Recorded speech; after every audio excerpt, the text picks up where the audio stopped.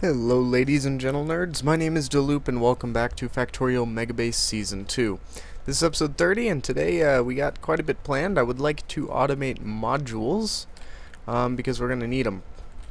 So why don't I just keep researching some of this green and blue, or the blue science stuff. I don't really care what I research.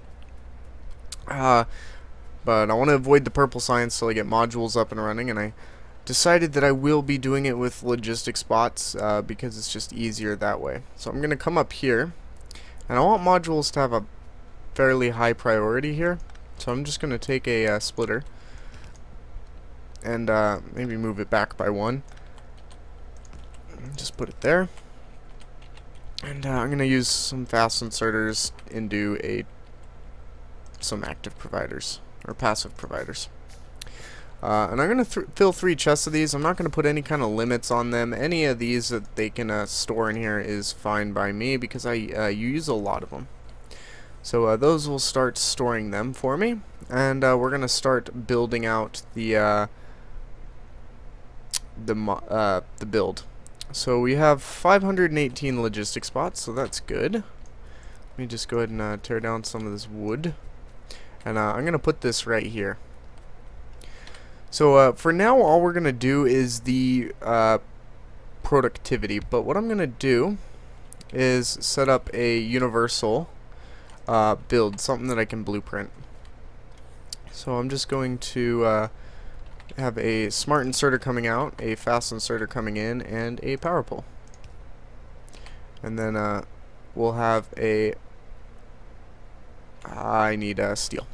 We'll have a requester chest and a storage chest, or sorry, passive provider on those. Why am I grabbing iron? I need steel. We're running low on iron, I do believe. So I'll just grab a bunch of steel. So I'm just going to make one of these and a passive provider. And this is going to be our blueprint. Now, show you guys how that works in just a second. I need to where did those chests go? They're here. This will be the storage chest, and then the active provider will go here. There will be another fast inserter and another smart inserter going into the passive provider, and we'll use an assembly machine here. Now I can blueprint this. Let me go ahead and make one, and this should tile pretty easily because now I can just tile it in here. And I'm realizing one thing that needs to be changed. The power pole needs to be one away, or just here. That way we can tile it easier. What is this? Oh, that's fine. I can stay. So now what I could do is I could stamp it down on either end and I can tile these out. So this is going to be the Mark IIIs. We'll have 4 machines for Mark IIs, and sorry, 2 machines for Mark IIs and 4 machines for Mark Is. All we need to do is give the network some of the chests. I'm gonna go ahead and make 5 of these, and they don't have any smart inserters either.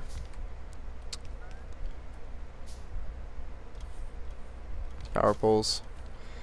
I haven't quite gotten to automating everything, so we're just gonna have to manually feed the network this kind of stuff. Go ahead and give them half of those. But I do want modules. So now what we could do is this is going to be the modules. This is Mark 1. This is 2. And this is just one of these is the 3s. And I did these all wrong. Oops.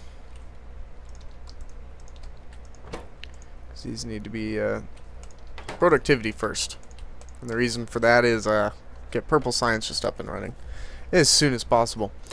So now all we need to do is request in the materials that we want, plug it into power, and it should work out pretty well. So I'm just going to put that there.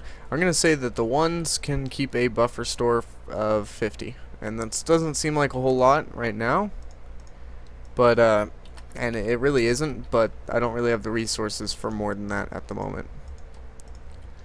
So those are all limited, and then we'll do 200. Oh, you know what? No. Wrong. Hold up. These can be 100. So I'll set these to 100. Then these can be 50. You know what? Let's go 200. Then we'll do these to 100. You know what? No. Back to 100. Because 200 is going to be a lot of resources. So this will be 200. And I'll set these to 300. And the reason for this is just the, 400. Oops. Just because of the ratios. We'll do that. We'll copy this over. Now, it's a simple, to request in the materials, it's really simple. A lot of people don't know this, but you can shift right click on a assembly machine and shift click on a requester chest. It'll request exactly 2 recipes worth of items. Which might not be a good idea for running 2 machines off of it, but that'll be alright.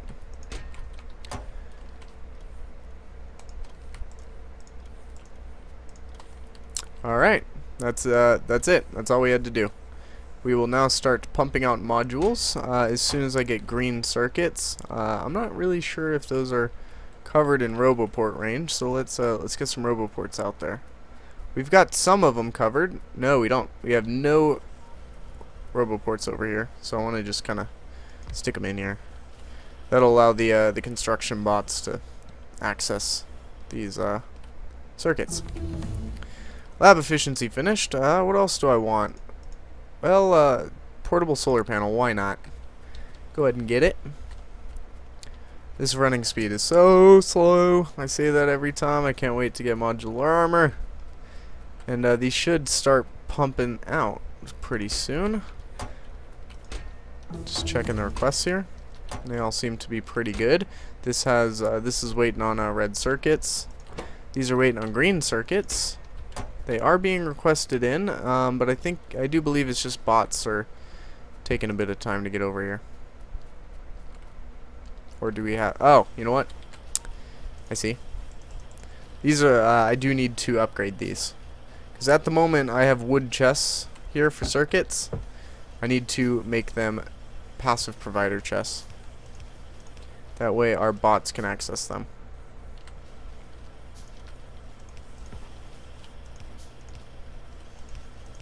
I'm going to start setting up my hotbars too. This will be the steel. This will be requester. This one will be active provider. You don't use storage chests a whole lot, so I don't need a hotbar slot for those. But I don't think we're gonna have enough here. I'm gonna need more. Go ahead and just craft as many as I can. But we should start getting modules now, which is really cool. And it's pretty much the same process for speed modules.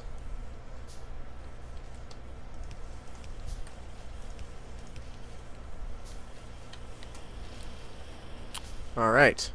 So if we mouse over one of these, we can now see that I have 8K of green circuits in the network, which is awesome.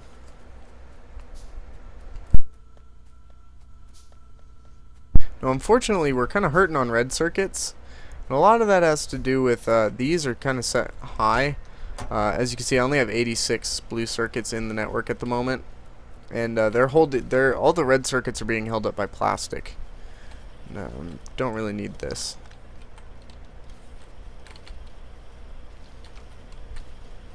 But yeah, we're should be cranking out modules pretty soon. That's the correct ratio for modules. Now all I need to do is set up one for speed. I'm going to get the productivity first. And these productivity modules are even going to help us with red circuits. Because you can stick them in the plastic here. As you can see, the plastic's waiting on petroleum. It's not going full speed. It's waiting on petroleum. We've got barely any in the tank. We're not refining enough.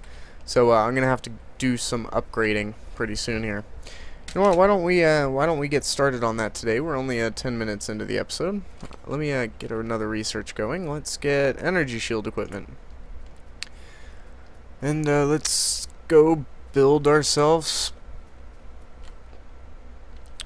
What am I doing? Oil, which means we need to find out where we want oil. Probably right here. If I put a station like up here and put it here, I can route both of these in to one spot, which would be really cool. Yeah, I think that'll be ideal. Let's get on that. An energy shield research really fast. Okay, so we just need the farl. I'm gonna need some pump jacks. Let's get some of those. How many oil wells are over here? We've got 1, 2, 3, 4, 5, 6, 7, 8. And I have no resources, so I need steel and iron gears. We'll grab some gears while we're up here. And change that to an active provider or passive provider. Some steel. That's just sitting on a belt right here. Easy to grab. Steel's being held up because I'm using more of it than I'm producing. And we need 8 of these. So 5, 1, 2, 3. We're gonna need some pipe. Right here.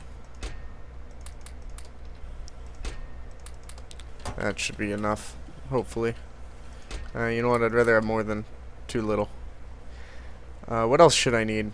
I think that'll do it. I've got raw resources, so I can craft anything if I need it.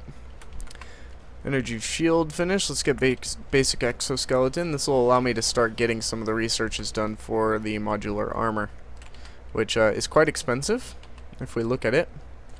It's this Power Armor Mark II. It requires you to research the modules, and it costs 5 efficiency module 3s, 5 speed module 3s, and this is the only time I'll ever craft efficiency modules, so I'll probably just craft them by hand. 40 processing units, 50 alien artifacts, 40 steel plates, so it's not that expensive, but we need 2 of them. 1 for combat, and 1 for building. That's the way I like it. So we've got rail in here, right? We got signals. Yeah, we've got enough rail. We could use some more power poles, though. Go ahead and get some of those. Throw them in here. Wow, that was quick. So let's get batteries, or a portable fusion reactor. We're going to need that. And let's go drive our train out where we need it to be. Oh, speaking of trains, I installed 2 new mods to the pack yesterday when I was streaming. Trains Plus and Blueprint Flipper. Oh, shit. Yo, I'm in the middle of the intersection, dude.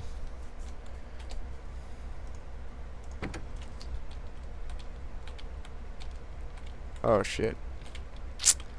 They're stuck together.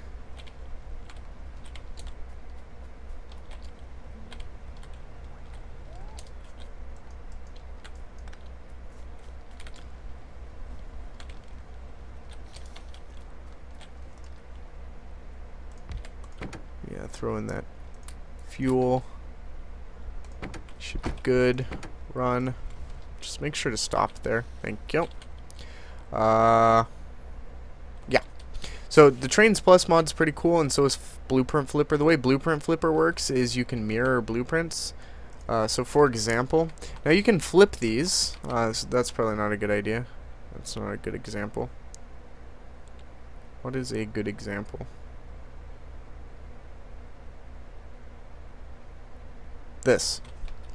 No, wait, no, maybe not. It's got its uses. So pretend you have this, and you want the you can flip it vertically, and it'll flip it. Now it doesn't really show because I could rotate it by normally, but if you have like asymmetrical designs that you just need to mirror, like a design that's symmetrical designs that you want to mirror half of it and just flip it on the other side, you can do that. Trains Plus is pretty cool. It allows me to see all my trains, whether they're stopped.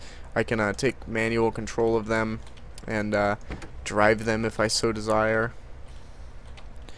And yeah, that allows me to remote control the trains. remote control them and to be able to just kind of monitor them, which is useful later in the game. So let's get up where I want to put this. I do not have a blueprint of a T intersection, so I might want to grab one while I'm up here. So grab one.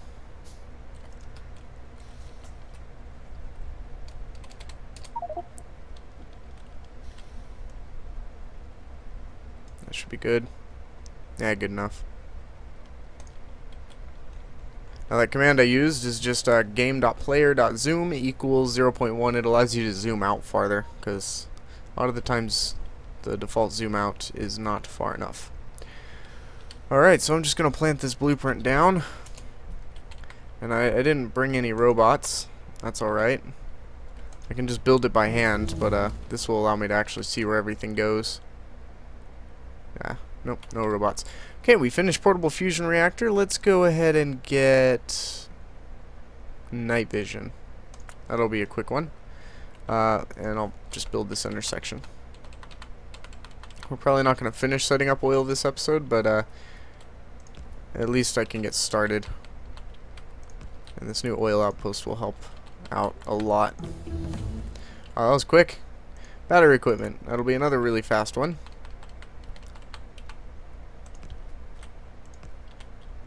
We got one more curve. Some straight rail I'll need to grab.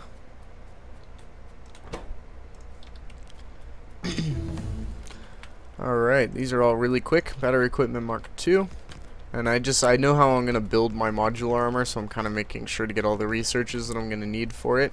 Because in my building set I'm going to have personal roboports, night vision, because I do have a mod that removes the green color from night vision. It just makes it kind of look like day, just slightly darker.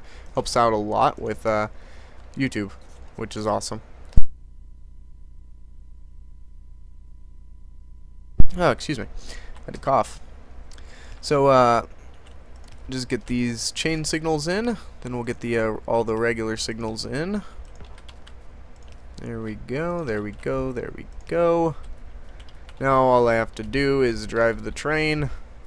Let's bring this out here. And have I read blueprints into the train yet? Probably not. So this is going to be another new lesson. Show you guys how to do this. So I want to lay two tracks, and I don't have to go. I don't want to lay tracks separately anymore. So what I'm going to do is you can take rail. Just put it down how you normally would. Put the power pole in, like you normally would. Put a chain signal on the side you're going to be driving on, and then put a regular signal on the other side. Like this.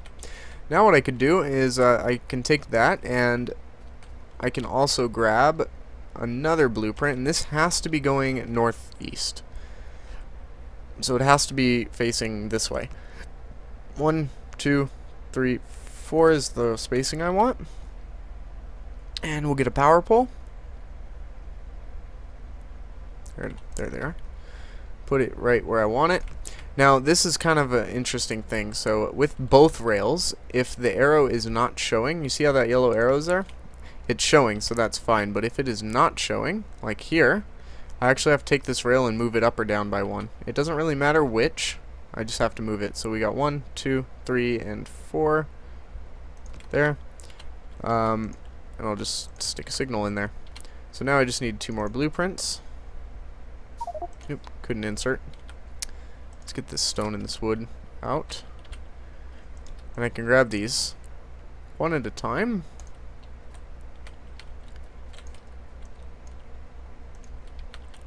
Alright, so now I have these 2 blueprints. What you do is you put them in your hotbar. And I can go ahead and take these down now. They're no longer needed. Assuming that I got the blueprints down right, what I can do is go into the file, go into settings, click read blueprints, and it says saved for diagonal rail with big pole and straight rail with big pole. Now that'll place both tracks at the same time. What else do I want? We want the did I already get everything? I already get the personal roboports? Maybe. I don't remember what the nope. I want this one. Okay. Back the train up a little bit. Uh-oh. Change plans. Gotta go fend off an attack. Oh boy. But we're gonna have to do that next episode, guys. Thank you all for watching. I hope you enjoyed it. I'm gonna go fight these biters, and we'll see you then. So we need to go to PAX Copper 1. Go, run the train. Alright, see you later.